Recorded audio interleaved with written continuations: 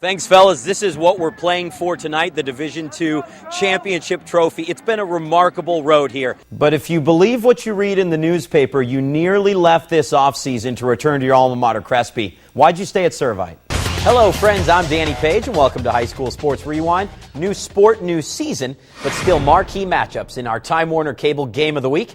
Later on, Randy, we'll have the most valuable player of the game, but right now we're with the most valuable player of the 1981 World Series, Steve Yeager, with us, former Dodger catcher. Thanks for joining us. Mike Ross watched from the stands as stars like Reggie Bush and Darnell Bing won Heismans and made NFL millions. You're a Southern guy. You belong in the SEC, don't you? Why are you here at USC? Well, we just had so much success here at USC. Teed up for Nugent. What a goal! David Nugent. Beautiful.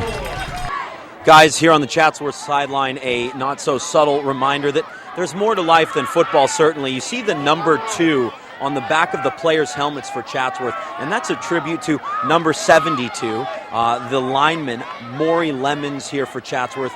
Right in the middle of the season during this remarkable run, Maury's dad died, a sudden heart attack, and his team really rallied around him. They used shoe polish the night before the game to put 72, his number, on the back to honor his dad, showing that this is certainly more of a family than just a football team. Back upstairs, fellas.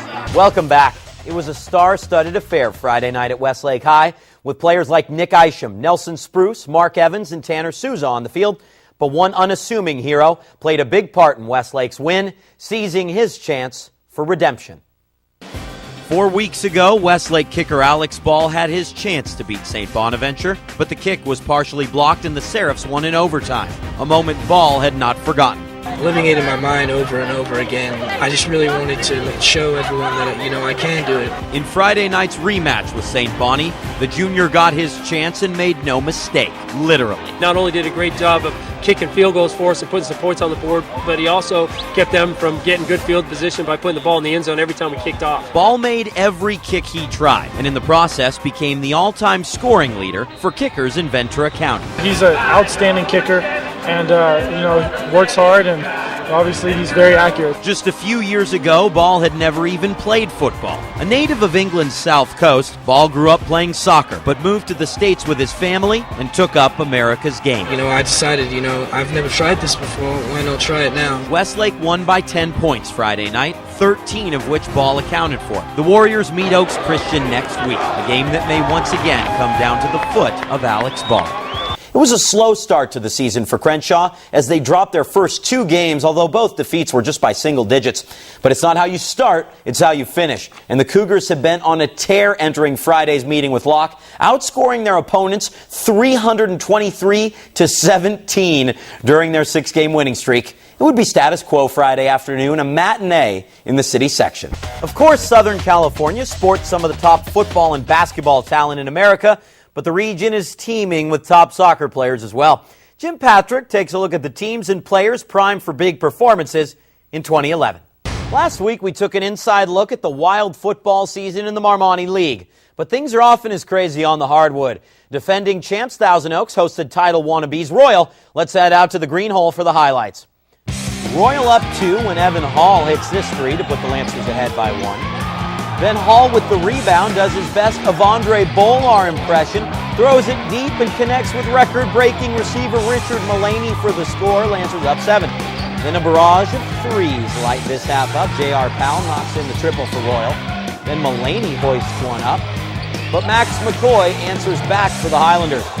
Then Hall, check out the dribble between the legs. Oh, you fancy, son. Lancers lead at the break 38-25. Wow. In the third, no end in sight for Powell. He finished with 22 points in the game. Thousand Oaks will get some great inside play from Anthony Hawkes. This pass from the Hall, and he scores. Then Hawkes, as the defender goes by, the quick drive to the key and pull-up. He scored 22 for T.O. Watch where Powell is on the court when he lets this one fly. Kid's got a wicked J. Too many turnovers for Royal. Hall with the steal and the finish, and the Lancers are undefeated, 9-0. Doesn't get much better than this, does it? Crenshaw and Dorsey meeting for the Coliseum League title in the final week of the season. Undoubtedly the Time Warner Cable Game of the Week. Dorsey High School hosting Q1 Floyd, getting the first points of the night with 12 yards on the touchdown run. More to come from Crenshaw. DeAnthony Thomas actually just getting warmed up with this 15-yard scamper. Let's call it a stretch compared to what we'd see later.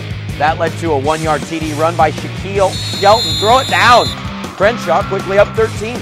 Things turned ugly in a hurry for Dorsey, and the phenomenal DeAnthony Thomas took another one 33 yards. They're up 20 at this point.